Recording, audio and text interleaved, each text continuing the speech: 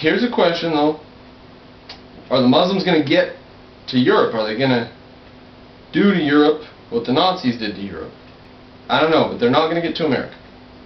Europe's probably stupid enough to let it happen again. It may. Widespread slaughter may come to Europe again. Europe may see really ugly days again. But for America, this is going to be a commercial undertaking.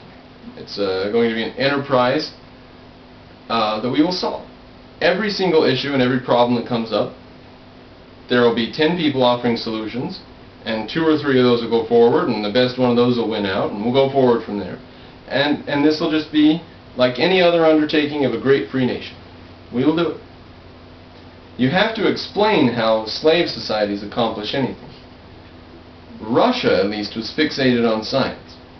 The Muslims aren't, and they are therefore even less of a worry, except for Ahmadinejad over there in Iran trying to get his nukes together. Now, we've got to bomb Iran. We've got to invade and bomb Iran, and we've got to occupy it, not in a silly, half-assed way we're doing it in Iraq and Afghanistan. We've got to do it like we did in Germany and Japan. We got to do it. We got to do Iraq and Afghanistan the way we did Germany and Japan. We got to go in there and shove a copy of our Constitution down their throat. Before they can say a word, we just say, this is your law, brother. You asked for it, and we are your governors now. And they will have American tanks and planes and guns and soldiers in their country for nigh to come generations. Rome expanded and expanded and expanded, and sooner or later couldn't do it anymore. So I don't know what our ceiling is going to be, what we're going to come up against in the future.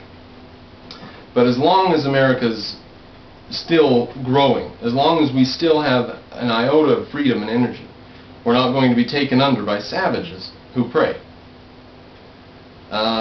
We weren't taken under by communists who are fixated on science and spent so much of their energy trying to steal our secrets. They couldn't beat us. The Muslims aren't going to beat us. But there's a lesson to learn about the MiGs. You have to explain any accomplishment by a non-free people or society or situation. But you don't have to explain it in a free society. That is automatic. It's obvious. If you study ancient warfare, you'll hear again and again the biggest siege engine ever built, and this and that and the other. Always the Greeks. The Greeks, the Greeks, the Greeks, the Greeks, the Greeks, the Greeks, the Greeks. Always. Then thousands of years pass, 2,000 years pass, before there's another golden age of military achievement and some real sophistication to weaponry again. In the 1800s, or let's call it the late 1700s maybe. Cannonry and stuff. Not that the Greeks ever had cannon, but the stuff they did have, my goodness. So, just some thoughts there on the MiG, the Muslims, how they're related. There's no difference between people who try to enslave based on God and people who try to enslave based on historical materialism. Slavery is slavery, and the Muslims are as Marxist as the Soviets were. And if you don't believe that, just go look into my video, German Jihad. That gives you some details on the fact that the philosophy motivating the Muslims came from Western Europe, just as the philosophy that motivated the Soviets came from Western Europe, Germany, Karl Marx. And the philosophy motivating the Muslims today in Europe comes from thinkers who are totally Marxist and look at the world through Marxist-colored glasses. So, some lessons to learn from the MiG fighter jet. Anything they accomplish through some freak accident or whatever. So we're fighting the Muslims, and in the long haul, it's just this story of the MiGs versus America's Sabres. And then we had a new generation of jets that came out, and were even better. Of course, then the Soviets bring out some new MiGs, which, lo and behold, didn't quite keep up.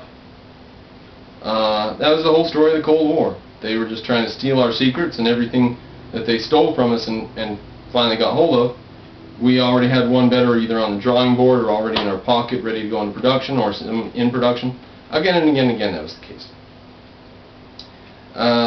So down with Muslims, down with socialism. Long live America. Screw Europe. I wish we had open immigration so people could, you know, we get Pat Condell, a couple other guys come over here, and the rest of them can start wearing turbans and towels on their heads and crap. And good riddance.